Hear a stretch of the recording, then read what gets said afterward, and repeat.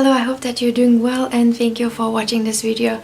In today's video, I wanted to give you my 5 personal tips to make your upcoming year successful. I know that we make our New Year's resolutions, our goals, and I did make video on that as well. If you are interested in my New Year's goals and my guiding words, I made videos on that and I will leave that in the description box for you. But today I wanted to talk more about the personality traits or the things that you need to develop to have this year successful, because if you don't work on it, you will have your upcoming year just the same as you had the year before. The very first tip that I have for a successful year is related to time management, and you have requested a video about time management and to tell you how I manage my time and how I get things done, and I will make a separate video on that. However, this point that I'm going to mention now will give you an idea of how I manage my time. So it's a very simple thing, is not any kind of magical idea. Just for simple everyday tasks, here is what you do. When you wake up in the morning, you can do that in the morning or in the evening when everybody is asleep, especially if you have kids. Write down what you want to do the next day, and these don't have to be big plans, okay? So the very first thing that you want to put on your schedule is when you're going to wake up, when you're going to have breakfast, when you have lunch and dinner. And the best thing to do is to set alarms for that, or some kind of reminders that will ring the bell and tell you that now it's time to move on to the next thing, whatever you were doing. Very often I used to find myself running around my home. I was just imagining if somebody ever films me running from one room to another, to the kitchen, to the bathroom, starting to do one thing, and then when I enter another space I see another thing that needs to be done and I start doing that, and then next thing, and at the end of the day I feel so overwhelmed that I didn't even deal with anything that needed to be dealt at home, let alone didn't do anything for my personal growth, for my personal care, for taking care of my body. I didn't exercise, I didn't spend enough time with my kids, I didn't teach them, I didn't learn anything myself. And so once I made this shift, just simply making a simple schedule. I know that schedules are not very fashionable these days on YouTube, and you are being given different advice or different inspirational quotes and things like that, but the very simple thing to do the schedule and make some kind of announcements on your phone, or just simply set an alarm for the times when you need to shift, when you need to shift your attention to another thing that needs to be done. So you can also schedule time if you have kids, for playtime with kids. Let's say you know that at 1 o'clock after food you are going to have a playtime with kids. Also schedule self-care time, exercise time, and maybe teaching your kids time, okay? So support them in their schoolwork, and if you're homeschooling then you will have a little bit more bigger gap for that. However, how to deal with that, how not to go overboard and not to get distracted. So what I do, let's say if there is a reading time with my kids, I will set an egg timer for 30 minutes, and then I will pick up few books and we read. Once egg timer rings and once the 30 minutes has gone, we stop. Okay, then I check what's next on my schedule and do the next thing. This is what normally you would do at work. Obviously you don't work with egg timers, but you know what to do next, what task comes after what task, and you work through your day. So the same thing, take your life at home seriously, and this will help you manage your time better. So the very same thing goes with self-care and tidying up. If you have decided that at 4 o'clock you are going to do something about self-care, so maybe you can do a depilation, maybe you can do your nails, you will feel good about yourself at the end of the day. You will accomplish things that you wanted to. Similarly with the book, if you are reading or writing a book, set the timer. Maybe you're going to do it for 30 minutes or maybe for an hour, and you learn something new. So it will be interesting to see yourself grow, and you'll be interesting to talk to. You will have a growth mindset. Now, moving on to another tip, simplifying, and I do speak a lot about it on my channel, about minimalism, simplifying your space, decluttering, saving money, and just living mindfully. So I encourage you to make this year simple. Okay, so think of what things you no longer need, what things you no longer have. What I recently discovered, very interesting thing, is that the things that we are no longer using have this stagnated energy in it. You will feel good in your home if you have energy flowing through all of the things that are in your home. This means that you don't have anything stored and tucked away, and just being there, taking the space. So you want movement in the home. Also think what kind of things you are bringing home. Be a good gatekeeper. Think through your purchases. Do mindful purchases. Think what kind of impact your purchases have on the environment and on people overall. We really, drop by drop, we do fill in an ocean, and we can make a change. Don't just think that you are very little piece in a society that will not make a big change. There are huge drops in consumption of meat and use of plastic. Human consciousness is growing, okay? So you will make a change if you want to. Another thing to simplify is to simplify your schedule. As I spoke about the schedule, again, simplify your time. Schedule things for just simple being, meditation, yoga, and you will see that once you start scheduling, you will free up your space, and you will no longer say that I'm so busy, I just run around and don't know what to do, and I run out of time. Another thing that I have to suggest to you is to get off your phone, gadgets, and TV. Remove the TV subscription from your home. The same goes with your phone. Think about it. Do you really need all of the notifications? Do you really need to know how many people liked your photo? Do you really need to know who commented what and what's going on?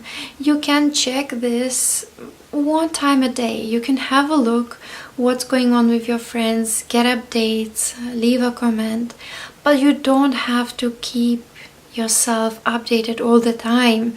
You're not some kind of a superstar businessman, and even if you were, you would have assistants to do it. Those notifications that are very insignificant distract you from whatever you were doing or were about to do, and it's very easy to get involved in the online world, to reply to comments and look what other people are doing, and then get even more depressed about your life in comparison. And keep in mind that most of the things that are online are some form of advertisement and some form of sales. Okay, so just try to go back to simplicity and just step back from that sucks you in and takes all of your time away. Now, in regards of your space, another very simple advice that I have for you is to develop color schemes. If you are not sure how to arrange your home, have a look on Pinterest. I do have a Pinterest board. It's on Anita Lighthouse on Pinterest, and you will see my personal inspirations for lounge and bedroom. I really love looking through Pinterest and pinning things and changing my space. But the main advice that I have here is decide on a color scheme. Keep the colors that you have chosen in that particular room. So for example, in my lounge, I have white, gray, black, and yellow, and then green as plants. And I love the mix of these colors. They are very calming, very earthy, and very simple.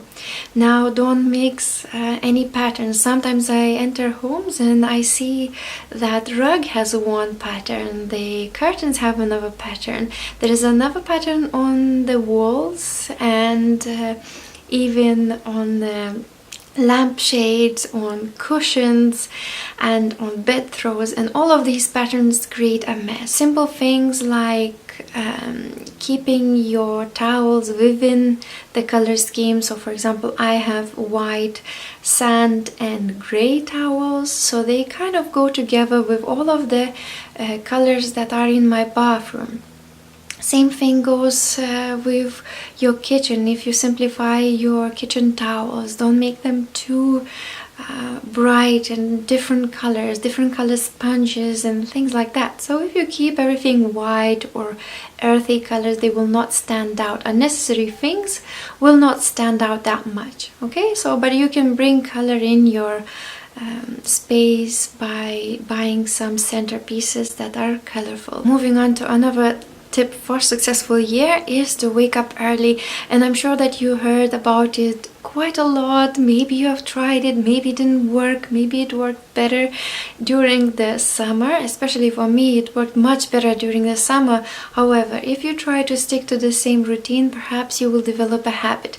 We do develop habits within 90 days, so that's a long time. Probably this could be your goal for the winter. I know that previously it was 33 days, but now experts are changing this even in their books. They are reprinting their books because science behind 33 days has changed into 90. So it's a long time, but keep trying and don't give up. Just keep doing it. But the good thing that you will get out of this is that if you wake up early before anybody else, or even if you live alone, before you start your day, before you start your commitments, you will have time for yourself. So whatever you want to do with it, do it. If you want to make yourself super healthy smoothie, if you want to make yourself a mask, and for example, when I wake up, I put a mask on, then I do my yoga or some exercise, and this just starts my day really well. You can also read a book for 30 minutes. Again, put the egg timer 30 minutes before you have to start doing your makeup or eating your breakfast before you go to work. You have 30 minutes to read a book, and maybe in that 30 minutes you will read a nice quote, something that you will keep in your life as a guiding light. This will make you feel better. This will make you feel that you already have taken care of yourself, and now, especially if you're a mother, it's time to move on helping others and serving others.